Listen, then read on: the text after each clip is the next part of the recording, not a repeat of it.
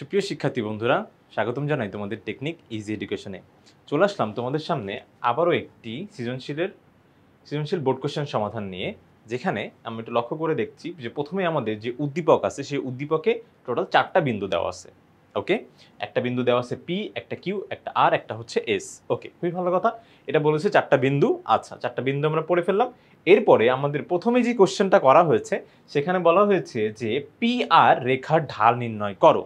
তার মানে এই যে পি বিন্দু আর আর বিন্দু দিয়ে যেই সরলরেখাটা যায়, পি বিন্দু আর আর বিন্দু দিয়ে যে সরলরেখাটা যাচ্ছে তার ঢাল নির্ণয় করতে বলছে।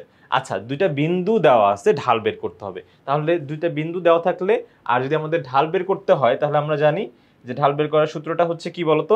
এই যে দেখো এখানে y2 minus y1 divided by x2 minus x1, তাই না? y2 minus y1 divided by x2 minus x1। Okay, তার মানে এখানে যদি আমি ছোট্ট করে বিন্দুগুলো দিয়ে দিই, এখানে ধরো দিয়ে দিলাম এটা x1, এটা y1, এটাকে বললাম x2, এটাকে বললাম y2, ঠিক আছে? তাহলে সেই ক্ষেত্রে y2 মাইনাস y1, তাহলে সেক্ষেত্রে এটা কি হবে বলতো ভাইয়া? -4 তারপরে -5। ওকে, যদিও এখানে দেওয়া আছে y1 মাইনাস y2, সেটা করলেও কোনো অসুবিধা কিন্তু নাই।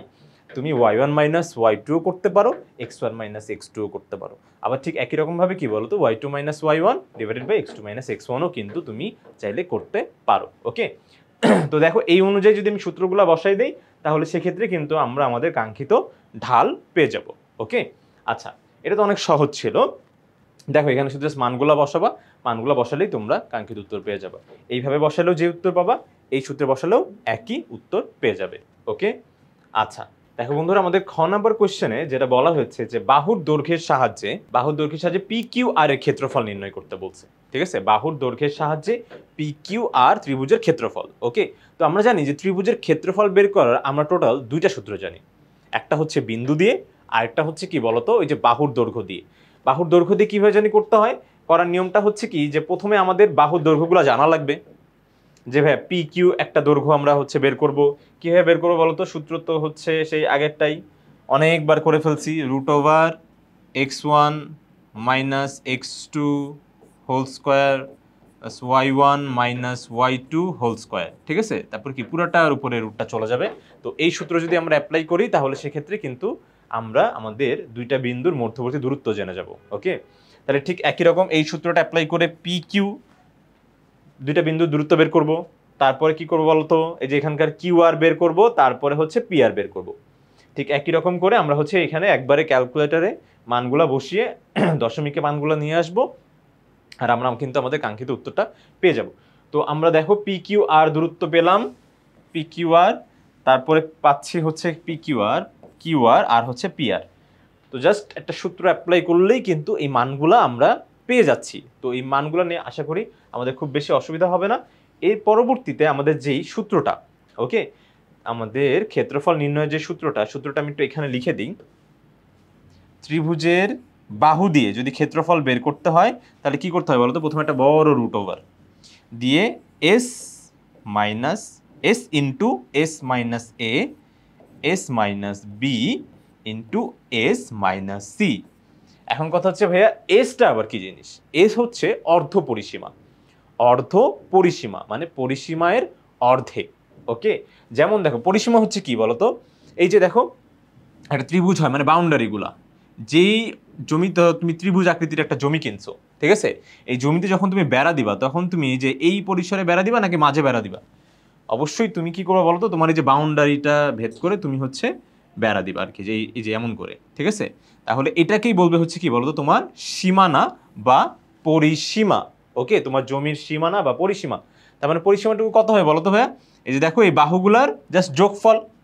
দেখো এই যে এই বাহুটা এবং এই বাহুটার যোগফল, জাস্ট যোগফল কি হয়ে যাবে? পরিসীমা। ওকে, কিন্তু এস মানে তো ভাইয়া পরিসীমা না, অর্ধ পরিসীমা, মানে পরিসীমার অর্ধেক। তো তুমি পরিসীমাকে যদি 2 দিয়ে ভাগ করে দাও তাহলেই কি তুমি অর্ধ পরিসীমা পেয়ে যাবে না? পেয়ে যাবে, তাই তো? তাহলে দেখো আমরাও এখানে কি করলাম? পরিসীমাগুলো যোগ করে তোমার বাহুগুলো যোগ করে দিলাম, আর হচ্ছে তারপরে এটাকে 2 দিয়ে ভাগ করে দিলাম, তাহলে কিন্তু অর্ধ পরিসীমা পেয়ে গেলাম। তাহলে এটা কেবল আসলো কিসের মান বলো তো? এস এর মান চলে আসছে। এখন আমরা যেটা করব সেটা হচ্ছে এই যে এই সূত্র যে এ কি বি কি সি কি, ভাই এ বি কিচ্ছু না, তোমার হচ্ছে জাস্ট বাহুগুলো আর কি। হ্যাঁ, এটা তোমরা যেই অনুসারে বসাইতে চাও সেই অনুপাতে বসাইতে পারো। ধরো এই যে আমরা নর্মালি এ মানে ধরি হচ্ছে এ কোণের বিপরীত বাহুকে এ, তারপরে বি কোণের বিপরীত বাহুকে বলি বি, সি কোণের বিপরীত বাহুকে বলি সি। ঠিক আছে, ছোটাতে সি কিন্তু, হ্যাঁ এগুলো সব ছোটাতে সি। ওকে, আচ্ছা তার মানে একবার আমরা কি করবো বলতো, অর্ধ পরিসীমা লিখবো। অর্ধ পরিসীমা মানে কি, এই যে এখানকার এই যে 20 দশমিক কত 425, এটা একবার লিখবো। তারপরে হচ্ছে কি গুণ দিব, মানে এটা মাঝখানে কিছু নাই, মানে হচ্ছে গুণ সাইনটা আছে। ওকে, তারপর কি 20.425 মাইনাস এ মানে কি যে কোনো একটা বাহু। ওকে, এখানে এ হচ্ছে স্পেসিফিক কোনো কিছু না, যেহেতু এটা গুণ আকারে আছে, তো তুমি যে কোনো এখান থেকে একটা বাহু নিতে পারো। আমি প্রথম বাহুটাই নিলাম 13। ওকে, এরপরে ঠিক এই একই কাজ তোমাকে আবার করতে হবে, যে এই যে 20.425, তারপরে তোমার হচ্ছে এখান থেকে মাইনাস দিয়ে এই যে আরেকটা বাহু, যেটা সেই আরেকটা বাহুটা দিয়ে দিব। এটা তোমার ইচ্ছা মতন তোমরা বাহু কিন্তু বসাতে পারবা। এখানেই শেষ না, তোমাকে কিন্তু আরও একটার জন্য বসাইতে হবে, আবার একটা এস মাইনাস।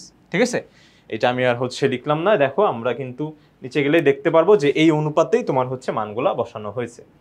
দেখো, এরপরে এতটুকু ক্যালকুলেশন যে আমাদের করে দেখাইতে হবে ব্যাপারটাও এমন না, জাস্ট আমরা একবারে ক্যালকুলেটরে তুলে যদি মান বসায় দিতে পারি, যদি মানটা বসায় দিতে পারি তাহলেও আমাদের হয়ে যাবে। ঠিক আছে, একবারে তুলে যদি আমরা মানটা বসায় দিতে পারি, তোমাদের বইয়ের মধ্যেই এই অঙ্কটা করে দেওয়া আছে। হ্যাঁ, তোমরা শুধু জাস্ট ক্যালকুলেটরে মানটা বসায় দিবা, দ্যাটস ইট। মানে এই 3টা লাইন তোমরা ইজিলি চাইলে কিন্তু গ্যাপ দিতে পারো, 3টা বা 2টা লাইন। ঠিক আছে, এই লাইনটা তুলে সরাসরি তোমরা হচ্ছে এই লাইনে চলে আসবে, টিচার ফুল মার্ক দিবে অবশ্যই। ওকে, একটু টাইমও সেভ হয়ে যাবে।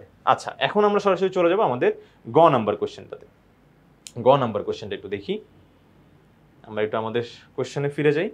ওকে, দেখো বন্ধুরা, আমাদের গ নাম্বার কোশ্চেনে যেটা বলা হয়েছে যে পি কিউ আর এস একটি সামান্তরিক। ওকে, তার মানে যে এখানে আমাদের যে 4টা বিন্দু দেওয়া আছে, এই 4টা বিন্দু দিয়ে যে চতুর্ভুজটা হয় সেটা একটা সামান্তরিক। ওকে, আচ্ছা তাহলে সামান্তরিক যদি হয়ে থাকে, তাহলে এই যে সামান্তরিকের যে চতুর্থ একটা বিন্দু আছে এক্স কমা ওয়াই, এই বিন্দুটা আসলে কত, এটাই তোমাকে জানতে চাইছে। বলছে এর স্থানাঙ্ক কত। ওকে, আচ্ছা এই অঙ্কটা আমরা হচ্ছে একটু করে ফেলবো। করবো কিভাবে, আমরা হচ্ছে আগে একটু বিন্দুগুলা একটু লিখে ফেলি। দেখো, পি বিন্দু, কিউ বিন্দু, তারপরে হচ্ছে তোমার আর বিন্দু, আর হচ্ছে এস বিন্দু, তাই তো? এরকম করে তোমার হচ্ছে মোট বিন্দু দেওয়া আছে 4টা। ওকে, তাহলে আমরা একটু দেখে নিই যে আমাদের পি বিন্দু বলা হয়েছে 11,5, এটা হচ্ছে 11,5, এটা হচ্ছে -2,5, আর এরপরটা ছিল তোমার হচ্ছে -5, -4, -5, আর এটা হচ্ছে x, y। ওকে, আচ্ছা তাহলে কিন্তু আমরা আমাদের 4টা কাঙ্ক্ষিত বিন্দু পেয়ে গেছি। আর এরপরে আমি এই কথাটা অনেকবারই বলেছি যে ভাইয়া, যতবার হচ্ছে তোমাদের এরকম 4টা বিন্দু দেওয়া থাকবে আর এটা একটা চতুর্ভুজের কথা বলবে, এই বিন্দুগুলো তোমরা অবশ্যই একটু কষ্ট করে হলেও একটা চতুর্ভাগ এঁকে, মানে যে এক্স অক্ষ ওয়াই অক্ষ এঁকে এই বিন্দুগুলো একটু কষ্ট করে তুমি স্থাপন করে দিও। হ্যাঁ, একদম অ্যাকুরেট হতে হবে, ব্যাপারটা এমন না, যেন ঘরগুলা ঠিক থাকে তাহলেই হবে। ওকে, এটা এক্স অক্ষ, এটা ওয়াই অক্ষ। তাহলে দেখো তো 11,5 অবশ্যই এই ঘরে হবে, এটা হচ্ছে 11,5। তারপরে দেখো একটা বলছে হচ্ছে -2,5, তাহলে সেটা এখানে হবে। এই যে দেখো এক্স এর মান মাইনাস এদিকে।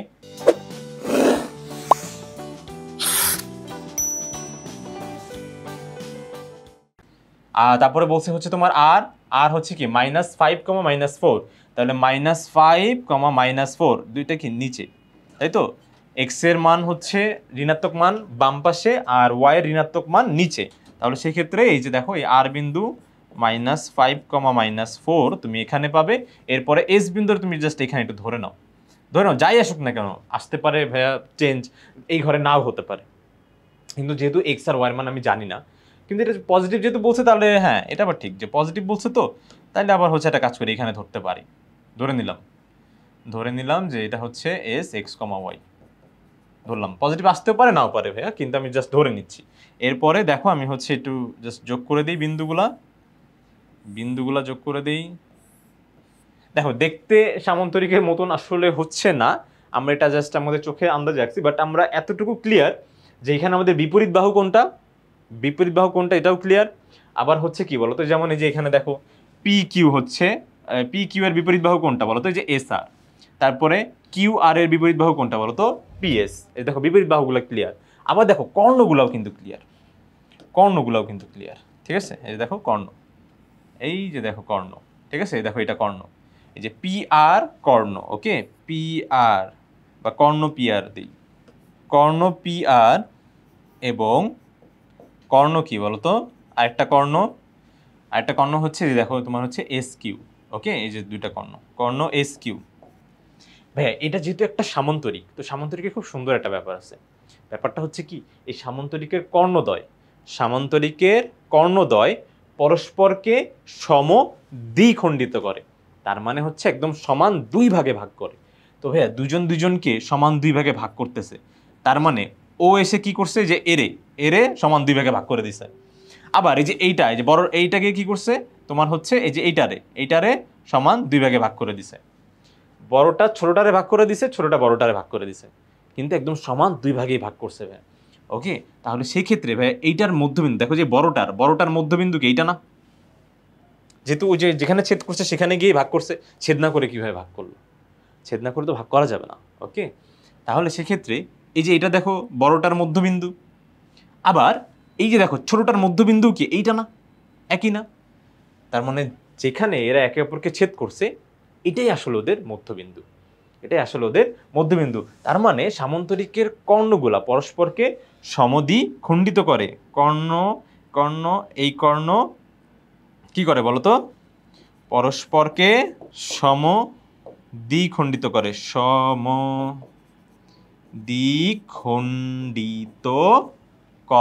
ওকে, সমদ্বিখণ্ডিত করে, খুবই ভালো কথা করে।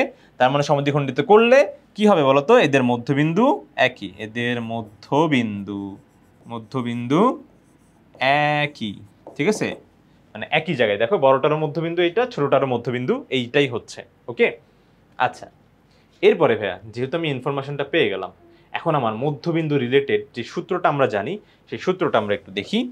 যে ভাইয়া যদি দুইটা বিন্দু জানা থাকে আর মধ্যবিন্দু আমাদের বের করতে বলে, তাহলে সেক্ষেত্রে ধরো আমার একটা বিন্দু দেওয়া আছে x1 y1, এটা কিন্তু কমা, হ্যাঁ, আরেকটা বিন্দু দেওয়া আছে আমার x2 y2। ওকে, আমাকে এখন কি বের করতে হবে? মধ্যবিন্দু বের করতে হবে। তাহলে এইটার মধ্যবিন্দু খুবই সহজ ভাই, খুবই সহজ, কিচ্ছু না, জাস্ট কি করবা, এই যে দুইটা এক্স এর মান আছে না, এই দুইটার এক্স এর মানকে যোগ করবা। আচ্ছা, বিন্দু হতে হলে তো জানোই তো যে এক্স এর মান লাগে, ওয়াই এর মান লাগে। তো এই মধ্যবিন্দুর এক্স এর মানটা আসবে, যে এই দুইটা বিন্দুর তুমি মধ্যবিন্দু বের করতেছো তাদের এক্স এর এই যে যোগফলটা ভাগ 2, যেহেতু অর্ধেক। তারপর কি বলতো, কমা ওয়াই এর যোগফল ভাগ 2। ওকে, এক্স এর যোগফল ভাগ 2, ওয়াই এর যোগফল ভাগ 2। ঠিক আছে, এই যে এটা হচ্ছে আমার সূত্র। এখন আমি হচ্ছে সূত্রটা অ্যাপ্লাই করব। কিভাবে সূত্রটা অ্যাপ্লাই করবো একটু দেখো তো। যে ভাইয়া তোমার হচ্ছে এখানে পি আর, তার মানে কি, পি আর হচ্ছে আর এর মধ্যবিন্দু, পি আর এর মধ্যবিন্দু কি হবে বলতো? এই যে দেখো এক্স এর, সরি পি আর কই গেল, হ্যাঁ এই যে পি আর, ঠিক আছে। তাহলে এই দুইটার যোগফল, ওকে, যোগফল এটা কিন্তু 11, হ্যাঁ, যোগফল। তাহলে এই 11, তারপর কি বলতো ভাইয়া, প্লাস -5। সূত্রের জন্য হচ্ছে তোমার প্লাস, আর স্থানাঙ্ক মাইনাস, সেজন্য মাইনাস দিয়েছি। ওকে, এবার 2, এটা 2। এরপরে হচ্ছে কমা তোমার হচ্ছে এইটা, এখানে তোমার 5, তারপর কি প্লাস, এই যে দেখো ওয়াই এরটা দেখো, ওয়াই, এটা একটা ওয়াই, এটা একটা ওয়াই, -4 ডিভাইডেড বাই 2। আশা করি তোমরা বুঝতে পেরেছো। এখন তোমরা যে কাজটা করবা সেটা হচ্ছে জাস্ট একটা ক্যালকুলেশন করবা। এই যে দেখো 11 প্লাসে মাইনাসে মাইনাস হয়ে যায়, তাহলে 11 থেকে 5 গেলে কত থাকে বলো তো? 6। আর সেই 6কে যদি 2 দিয়ে ভাগ দাও তাহলে কত হবে? 3 হবে।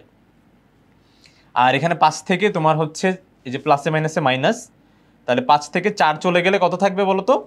1 থাকবে, তাহলে 1/2। এই দেখো তোমরা কিন্তু পিআর এর মধ্যবিন্দু পেয়ে গেছো। এরপরে হচ্ছে তোমার এখন লাগবে যেটা, সেটা হচ্ছে কিসের মধ্যবিন্দু? এই যে দেখো, ওই যে এস কিউ এর মধ্যবিন্দু, এস কিউ এর। দেখো এই মধ্যবিন্দু দিয়েই কিন্তু আমরা ওই এক্স কমা ওয়াই এর মানটা কিন্তু পেয়ে যাচ্ছি।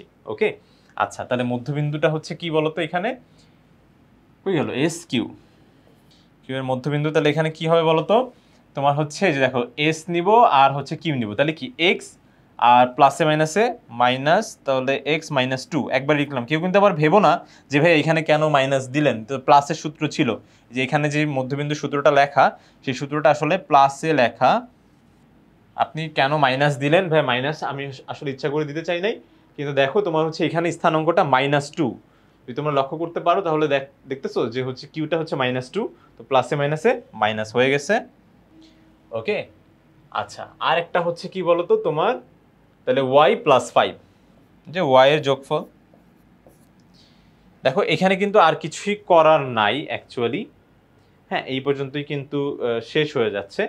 এখন আমরা যে কাজটা করব সেটা হচ্ছে, দেখো দুইটার মধ্যবিন্দু আমি একই বলে দিছি না, এদের মধ্যবিন্দু একই, তো মধ্যবিন্দু যদি একই হয়, কোনো একটা বিন্দু যদি এক হতে হয়, তাহলে এদের এক্স এর মানও এক হবে না, মানে ভুজের মান, আবার কি ওয়াই এর মানও এক হবে না, কোটির মান।